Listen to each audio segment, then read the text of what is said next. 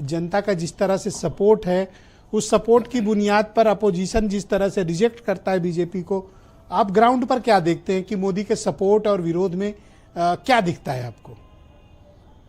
ब्रजेश जी, जब 2014 में मोदी प्रधानमंत्री पद के उम्मीदवार बने तो उस समय देश में एक बहुत बड़ा उफान था और बहुत उम्मीदें थी कि एक मजबूत प्रधानमंत्री के तौर पर मोदी को आना चाहिए, क्योंकि कांग्रेस 10 साल से सरकार में थी और प्रधानमंत्री को लोग मौनी बाबा कहने लगे थे।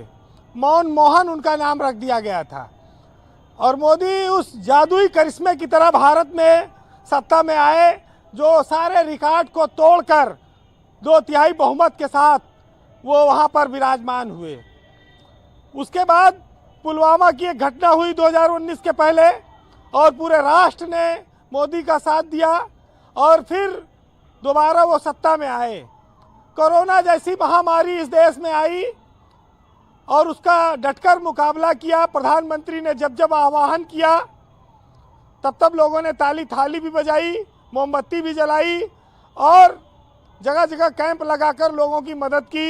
एक बहुत बड़ी आपदा से, वैश्विक आपदा से भारत बहुत मजबूती से लड़ा। हमने टीका भी विकास किया।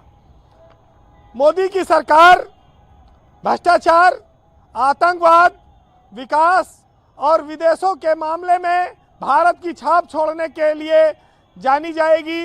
पिछले 10-11 सालों में उन्होंने इस बारे में लगातार संकल्प किया और दोहराया इस बात को और इसका जमकर प्रचार भी किया। ऐसा नहीं है कि प्रचार न हुआ हो। जहाँ तक बात है 11 साल में अर्थव्यवस्था की, तो आज मुख्यमंत्री योगी आदित्यनाथ ने प्रेस कॉन्फ्रेंस में बात कही कि हम चौथी अर्थव्यवस्था बन गए हैं, ब्रिटेन को पछाड़कर, जापान को पिछाड़कर। जिस ब्रिटेन ने हम पर 200 साल राज किया उसको हमने बहुत पहले पछाड़ दिया था। अब हमने जापान को पीछे कर दिया है। भारत एक आर्थिक महाशक्ति बने, ये हम सबकी तमन्ना है, कोशिश है, सपना है और उसका जो आर्थिक महाशक्ति का स्वरूप है, लोगों के जेब में पैसा आए, इसको महसूस भी हो तो इसका आनंद और दुगना हो जाता है।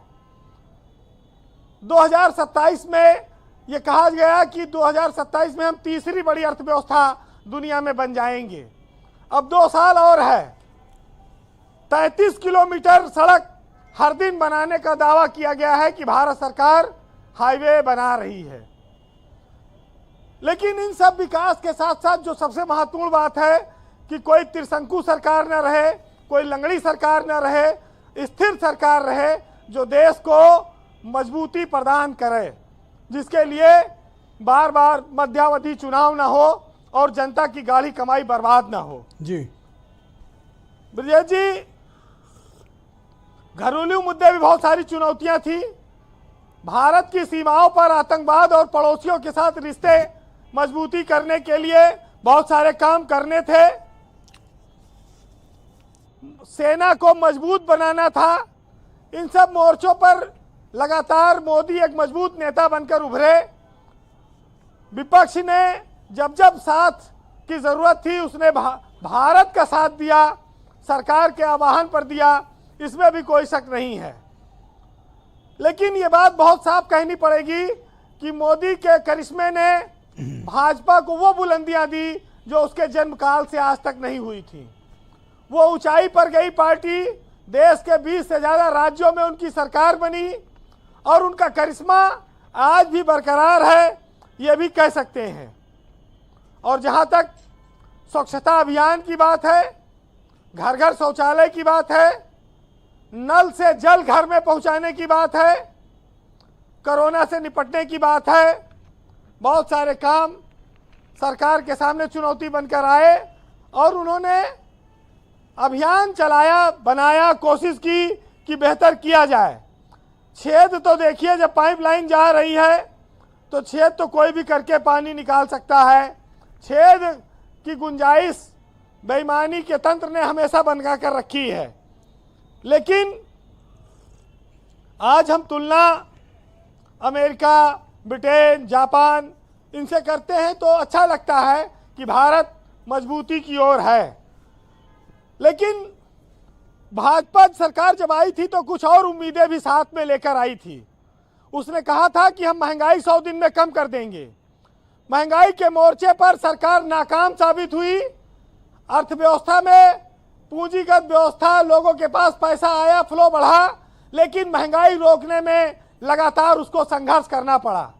जीडीपी की रफ्तार कम नहीं होने पाई, लेकिन महंगाई में उसकी आलोचना होती रही।